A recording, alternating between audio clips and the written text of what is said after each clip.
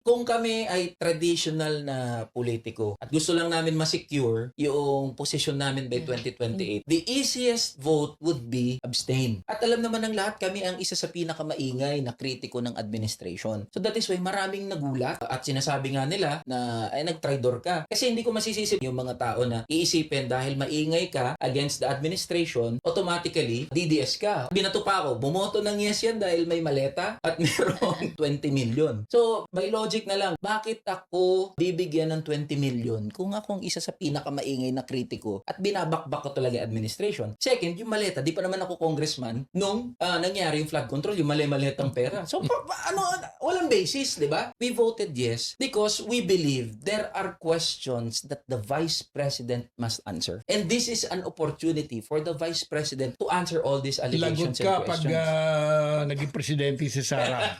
Alam mo, Boss Mon, ang guiding principle namin, simple lang eh. Kaming mga halal na kinatawan o opisyal, kasama na ako doon, di ko sinasantabi sarili ko, we must be answerable to the people who elected us. And even if it means the president, the vice president, o kahit sino, dapat answerable doon sa mga naghalal sa amin. Nakilala ang Kamanggagawa Party List na bumabangga sa powers that be. At hindi rin naman kami nagsasalita dahil may gusto lang kaming i-please na grupo o segment ng populasyon natin o ng isang certain na kulay ng politika. The problem is, hindi ako mapapatahimik eh. Wala ka pa noon nung nagbigayan ng maleta? Hindi ka pa... Hindi pa ako congressman nun, Boss Mon. Okay.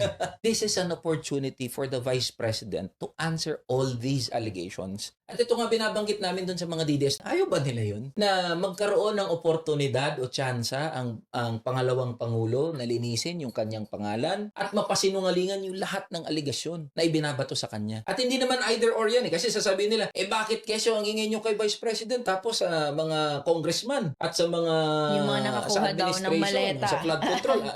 Hindi all the more nga na sinisingil namin ang administration and yung Kongreso mismo. Kasi pinapanagot si Vice President doon sa kanyang salin tsaka sa kanyang bank account. O hindi magbukasan tayo ng salin. Dapat yung mga congressman, isa publiko yung lahat ng salin nila. The same time, pumirma ng bank secrecy waiver. Kasi kung ang tanong at pinupukol na problema doon sa pangalawang Pangulo ay salin at bank accounts, di dapat pare-parehas tayo ipakita natin. Yeah, kasi lahat kayo hinalal ng Panahon ni mamayang Pilipino. yung kay Ang punto dyan, yung pamantayang ginagamit kay Vice President na tungkol sa salin at dun sa bank accounts, the same should be applied to the congressman. At kaya ang hamon ko dun sa speech ko, when I voted yes, ang hamon ko, tayong mga congressman, kung talagang seryoso tayo sa pananagutan, isapubliko natin yung salin natin at pumirma tayo ng bank secrecy waiver. The same time, panagutin natin si Pangulong Bongbong Marcos doon sa flood control scandal. Kailangan pa gulungin din ang ulo ng mga sangkot sa flood control Yes. scandal. Sa mga kamanggagawa natin, mga boss, panahon na, mga boss, na iwaksin natin yung pagiging panatiko sa mga kulay. Yung kaligtasan natin wala sa politiko. Magpapatayan tayo dahil sa kulay natin sa politika. At the end of the day, magbabati lang din yung mga yan. Tapos tayo, kawawa lang din. Yeah, may iwan May tayo. iwan tayo sa